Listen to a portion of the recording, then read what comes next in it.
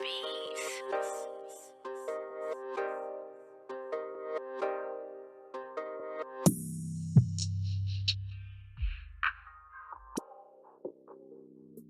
Yo, what's up, YouTube? This is your boy Junior, aka Smoking Guns, out here in Tucson, Arizona, representing the Ultimate Fight Club, giving you the latest content in boxing and MMA news that is out. So, tonight's video, we are coming out with another one. It's been a hectic ass day today with all the news that's been coming out, but this is on Dillian Whyte, and this is a good one, man. It's talking about Eddie Hearn trade words over Joshua deal fallout. And man, it's been a bunch of drama that's been going over there in Matchroom lately, especially with this Dillian Whyte AJ situation, where it seems like they're trying to get this fight with Dillian Whyte and AJ, but at the same time, it seems like there's a bunch of funky ass stuff going on behind the scenes. But this is coming out in BoxingScene.com, where it states, according to heavyweight contender Dillian Whyte, there was never a serious attempt by promoter Eddie Hearn to make a rematch with IBF WBO, IBO WBA heavyweight champion Anthony Joshua. The two fighters collided in December of 2015, with Joshua winning by a way of 7th round stoppage. Hearn was trying to make a rematch for April 13th at Wembley Stadium in London. And it also goes on to state in the article, where it says, in a recent interview, Hearn claimed the rematch with Whyte was close to being a deal. Whyte has disputed that claim and says the deal is nowhere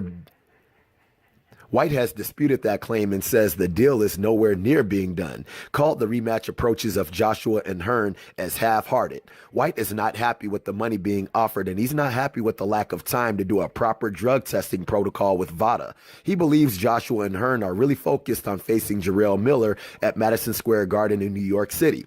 It's clear to me that they have never been serious about making a fight with me for April 13th, Whyte told Gareth Davies of Telegraph Sport. If they were serious, they should have started negotiating sooner and with more realistic terms. The way he is going about business, Joshua won't be fighting me, Wilder, or Fury anytime soon. They've had the Wembley Stadium date booked for ages and have known AJ was available since he beat Alexander Povetkin on the 22nd of September, yet didn't even make an initial offer until 10th of January. We could have been made this fight if Joshua really wanted it, but it has been clear to me all along that they've been focused on making the Jarrell Miller fight in New York City on the zone. Eddie has been trying to make him and Joshua look like they've made a serious attempt to make a fight with me for April 13th, but I know Eddie, have dealt with him for years, and he didn't make a real attempt. It's so obvious. Joshua doesn't want to fight me. He wants to go to America and fight Miller. That is easy money, 100%. This was their plan the whole time. Hearn reacted to Whyte's statements, denying some of the allegations being made with respect to his effort to finalize a rematch deal for Joshua. Of course we were serious about the fight. We wouldn't waste everyone's time with 3 different offers. We don't do it for fun. AJ controls the finances, and the offers came from AJ. As a WBO mandatory challenger, Dillian was due 20%, and the final offer was considerably more than that, Hearn told Davies. Dillian has a perception of his value in the fight. We respect that, and we will continue to work with him and grow his stock in the heavyweight division. I like the Joshua Whyte fight. I do think Dillian deserves a world title shot. The carrot here was if you beat Joshua, you become a great star. There is still a chance that this fight could be made in May or June. Quote. Now, this is actually some funny ass business coming from both Dillian Whyte and Eddie Hearn. And to tell you the truth, I kind of side with Dillian Whyte on this, just for the simple fact is, dude, Dillian Whyte, like he said, he's been doing a lot of business with Eddie Hearn. And even with the past videos that I've made about the Dillian Whyte, Eddie Hearn situation, about them trying to negotiate a deal with this fight with Anthony Joshua, Dillian Whyte was very adamant in stating that he really liked doing business with Eddie Hearn and that Eddie Hearn did really good business with him. And now it just seems like now with this Anthony Joshua situation, it seems like the business dealing is getting a lot more grimy. And the only reason I say that is because when Dillian Whyte had came out in that interview stating they were only trying to pay him €0.5 million more than the fight that he made with Derek Chisora, I knew that they were on some BS right there, man. How is it that you're only going to make 500,000 more euros fighting a friggin' 4 belt holder than you made friggin' fighting damn Derek Chisora, dude? That just didn't make any kind of sense at all right there. And the thing that gets me with Eddie Hearn in this damn interview is how he's saying all of the offers are coming from Anthony Joshua.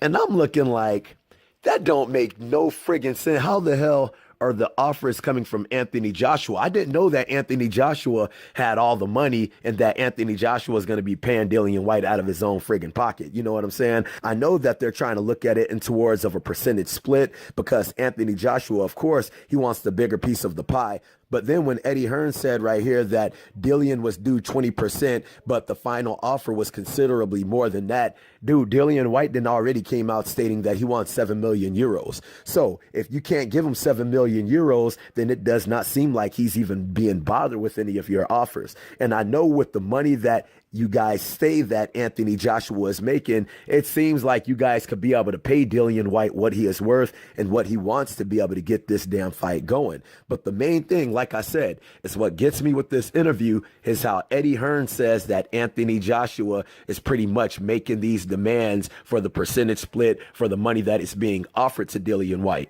And he's pretty much treating Dillian Whyte the same way that they treated Deontay Wilder in the negotiation. Because in this, it even states right here, Dillian has the perception of his value in the fight, just like Deontay Wilder has his perception of the value in his fight.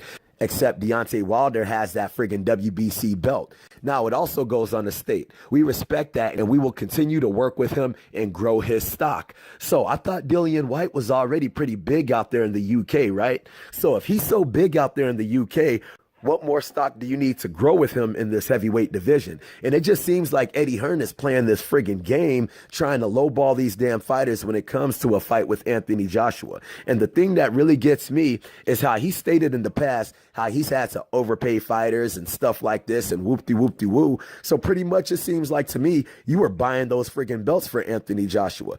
So if you really need a fight with Anthony Joshua, you need to pay these fighters what they're worth, because Jarrell Miller had even came out in an interview stating that you guys had sent him an offer and he friggin' rejected that offer. So if he's rejecting offers from you, it seems like there's some big ass coincidental circumstances going on with all these fighters, Deontay Wilder, Tyson Fury, Dillian Whyte, Jarrell Miller, and all of these dudes are coming out saying that you're lowballing them in these offers. Dude, pay these damn fighters what you're worth. Because if you're trying to build legacy and you're trying to do this and trying to do that, the only way that you're going to be able to get that legacy that you want over there with Anthony Joshua is to pay these fighters what they're worth. And if you pay these fighters what they're worth and Anthony Joshua wins, then it makes his stock rise that much more. But it seems like Eddie Hearn and them are over there BSing. And to tell you the truth, I kind of didn't wash my hands with it, man. Like all this damn drama that's going over there with Matchroom Boxing, going over there with Eddie Hearn, going over there with Anthony Joshua. That's why you guys don't even see me making videos on this stuff, because even with the Anthony Joshua Deontay Wilder situation last year, dude, as soon as Deontay Wilder stated that he would take the friggin' 15 million, go over to the UK to fight Anthony Joshua, and then all of a sudden, Povetkin was a friggin' mandatory that had to be fought immediately, even though you can take a unification over a mandatory any damn day. Dude, I was like, you know what? I'm friggin' done with this, man. I don't even care if they fight anymore. I just want Deontay Wilder to do his damn thing, fight as many contenders as he can, friggin' get as much money as he can, because it seems like Eddie Hearn and Anthony Joshua are over there BSing. So if this fight comes into fruition, it will come into fruition. But if it doesn't, then I think that we all can kind of see where the friggin' blame is pointed at, because if Dillian Whyte, who was with Eddie Hearn, and Jarrell Miller, who are with Eddie Hearn, are both complaining about being lowball from their own promoter, then it just goes to show you what's going down over there with Matchroom Boxing. All right, so I hope you guys like the video. If you guys like the video, make sure to hit the like button. If you're not subscribed, make sure to subscribe to the channel. And if you guys have any kind of questions, any kind of comments, hit me up in the comment section and I'll be sure to hit you guys up. All right, so I hope you like the video. Holla at your boy.